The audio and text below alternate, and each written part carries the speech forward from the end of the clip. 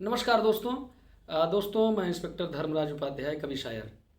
दोस्तों, आप लोगों के तमाम फ़ोन आते हैं और आप लोग अब तैयारी कर रहे हैं सब इंस्पेक्टर वाली, और ऐसे नॉर्मल भी कई सारे सवाल आप लोग मुझसे पूछते रहते हैं कानून के बारे में। जैसे आप लोग पूछते हैं, सर असंज्ञेय अपराध क्या है, संज्ञेय अपराध क्या है, और मुकदमा कैसे लिखा जाता है, कानून क्या है, नियम क्या है। तो मैं आज जो टॉपिक लेकर के आया हूँ वो आपको ये बताने के लिए आया हूँ कि कॉग्निजेबल ऑफेंस या संज्ञेय अपराध क्या होता है, नॉन कॉग्निजेबल ऑफेंस या असंज्ञेय अपराध क्या होता है, और मुकदमा लिखने का क्या नियम है, क्या प्रक्रिया है, वो सारी चीज़ें मैं आपसे आज डिस्कस करने वाला हूँ। तो सबसे पहले मैं आप लोगों को ये बताना चाहता हूँ कि जो मामले, जो भी अपराध थाने पर आते हैं, जो भी अपराध थाने पर आते हैं, कोई अपराध होने की सूचना प्राप्त होती है, वो बेसिकली दो भागों में बांटा गया है। दो भागों में बांटा गया मतलब एक भाग हो गया कि कॉग्निजेबल ऑफेंस या संज्ञेय अपराध, एक भाग हो गया असंज्ञेय अपराध या नॉन कॉग्निजेबल ऑफेंस। अब आप पूछेंगे कि ये संज्ञेय असंज्ञेय क्या है, कॉग्निजेबल नॉन कॉग्निजेबल क्या है। तो पहले तो संज्ञेय की जो मीनिंग है वो कॉग्निजेबल है और असंज्ञेय की जो मीनिंग है वो नॉन कॉग्निजेबल है। अब है क्या ये चीज़? है ये चीज़ कि वो मामले जिनकी एफआईआर होने पर पुलिस का अधिकारी, पुलिस का विवेचक सीधे विवेचना प्रारंभ कर सकता है, उन मामलों को जो है कॉग्निजेबल ऑफेंस कहते हैं या संज्ञेय अपराध कहते हैं। ऐसे मामलों में जो है पुलिस का अधिकारी गिरफ्तार करने की भी शक्ति रखता है, शर्तों के अधीन जो है गिरफ्तार करने की भी शक्ति रखता है। उसी तरीके से वो मामले, जो मामले दर्ज होने के बाद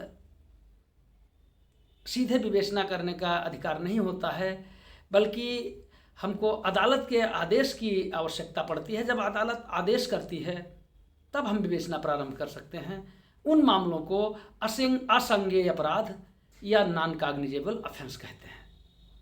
तो मुझे लगता है आप लोग काफ़ी कुछ जान गए होंगे। मतलब साफ है कि जिन मामलों में पुलिस सीधे विवेचना कर सकती है वो संज्ञेय हैं, और जिन मामलों में अदालत के आदेश की आवश्यकता पड़ती है वो मामले असंज्ञेय अपराध हैं। अब बहुत लोग क्या करते हैं कि कौन सा मामला संज्ञेय है, कौन सा असंज्ञेय है, अगर उनसे पूछ लिया जाए तो वो सज़ा देखकर बता देते हैं। जिसमें कहते हैं कि 5 साल से ज़्यादा सज़ा है वो संज्ञेय होगा, 3 साल से ज़्यादा सज़ा है वो संज्ञेय होगा, 3 साल से कम सज़ा है वो असंज्ञेय होगा। ऐसा कुछ भी नहीं है, ऐसा कुछ भी नहीं है। बहुत सारे मुकदमे ऐसे हैं जिसमें 3 साल की ही सज़ा है लेकिन संज्ञेय हैं, और बहुत सारे मुकदमे ऐसे भी हैं जिनमें 10-10 साल तक सजाएं हैं लेकिन वो असंज्ञेय हैं। उनकी विवेचना करने के लिए अदालत के आदेश की आवश्यकता होती है। जैसे चोरी का मुकदमा, चोरी के मुकदमे में 3 साल की सज़ा है लेकिन संज्ञेय है। उसी तरीके से जो विवाह संबंधी अपराध हैं उसमें 7 साल से लेकर के 10 साल तक सजाएं हैं लेकिन वो असंज्ञेय है। मतलब कि उनकी विवेचना शुरू करने के लिए अदालत के आदेश की आवश्यकता होती है। अब ये मुकदमे लिखे कैसे जाते हैं ये बात आती है, कैसे आप अपने मुकदमे को लिखा सकते हैं ये बात आती है। तो क्या कानून क्या कहता है? तो जैसे जो मुकदमा लिखने का जो कानून है वो प्रक्रिया जो है वो क्रिमिनल प्रोसीजर कोड, जो उसको सीआरपीसी बोलते हैं, सीआरपीसी या दंड प्रक्रिया संहिता, उसमें वर्णित है कि कैसे मुकदमे लिखे जाएंगे, कैसे विवेचना होगी, किस तरीके से जो है फॉलो कराया जाएगा नियम को। ये चीज़ सीआरपीसी में वर्णित है। तो सबसे पहले हम बात आती है कि मुकदमा कैसे लिखा जाता है। तो जैसे किसी के साथ कोई घटना हुई तो वो अपने थाने पर जाए, और अब तो ये कहा गया है कि वो जिस भी थाने पर पहुंच जाए, प्रदेश के किसी थाने पर पहुंच जाए, कहीं का भी उसका मुकदमा हो, लेकिन अगर अपराध से संबंधित कोई सूचना है उसकी तो उसको दर्ज किया जाए। अगर थाना प्रभारी या थाने पर जो भी अधीनस्थ काम करते हैं कार्यालय पर, उनको जब कोई ऐसी सूचना मिलती है तो वो तत्काल प्रथम सूचना दर्ज करें। और ये धारा 154 CRPC कहती है। सूचना जो है वो लिखित भी हो सकती है। सूचना जो है, प्रथम सूचना जो है वो मौखिक भी हो सकती है। मौखिक में जैसे जिस तरह वो कह रहा है उसी तरीके से आप FIR में काट देंगे। लिखित में अगर लिख के दिया है तो उसकी नकल आप करेंगे और मुकदमा दर्ज करेंगे। अपराध में कौन सी धाराएं लगेंगी ये वादी नहीं तय कर सकता है। ये बात जो है वो जो लाइबिलिटी है वो थाना प्रभारी की है। जो मुंशी मुकदमा लिखता है उसकी लाइबिलिटी है कि जो वर्णित अपराध है उस पर कौन कौन सी धाराएं लगेंगी वो लगाए। ये 154 CRPC में है कि जब भी थाना प्रभारी को या मुंशी को कोई सूचना प्राप्त होती है तो तत्काल मुकदमा दर्ज करे, प्रथम सूचना रिपोर्ट दर्ज करे। और 154(2) कहता है कि जो उसकी नकल है, 154(2) CRPC कहता है कि जो FIR की प्रथम सूचना रिपोर्ट की नकल है वो वादी को तत्काल दी जाए, निःशुल्क दी जाए, बिना कोई शुल्क लिए, और दी भी जाती है। इसके बाद अगर किसी कारण से थाने ने मुकदमा पंजीकृत नहीं किया है तो व्यक्ति अपनी सूचना लेकर के पुलिस अधीक्षक महोदय के पास आ सकता है, उनको रजिस्ट्री कर सकता है और पुलिस अधीक्षक महोदय उसका मुकदमा दर्ज करवा सकते हैं। ये जो है धारा 154(3) CRPC कहती है कि जब भी जो है किसी संज्ञेय अपराध को होने का संज्ञान पुलिस अधीक्षक महोदय को हो वो तत्काल मुकदमा दर्ज कराएंगे। वो खुद अन्वेषण करें या अपने अधीनस्थ किसी से अन्वेषण कराएं। ये 154(3) CRPC कहती है। अब एक सवाल और आता है कि जो है थाने पर गया तो मुकदमा दर्ज हुआ, पुलिस अधीक्षक महोदय को रजिस्ट्री कर दिया तो मुकदमा दर्ज हुआ। क्या जो और पुलिस अधिकारी हैं जैसे CO हैं या एडिशनल SP हैं ये मुकदमा दर्ज करवा सकते हैं कि नहीं दर्ज करवा सकते हैं? ये भी सवाल बहुत लोगों के मन में आता है।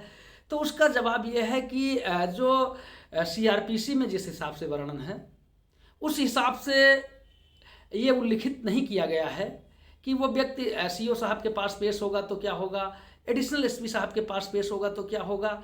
लेकिन जो CRPC की धारा 36 है वो ये कहती है कि जो भी वरिष्ठ अधिकारी हैं, थाना प्रभारी से ऊपर जो भी वरिष्ठ अधिकारी हैं उनको अपने अधिकार क्षेत्र में वही अधिकार प्राप्त हैं जो कि थाना अध्यक्ष को प्राप्त हैं।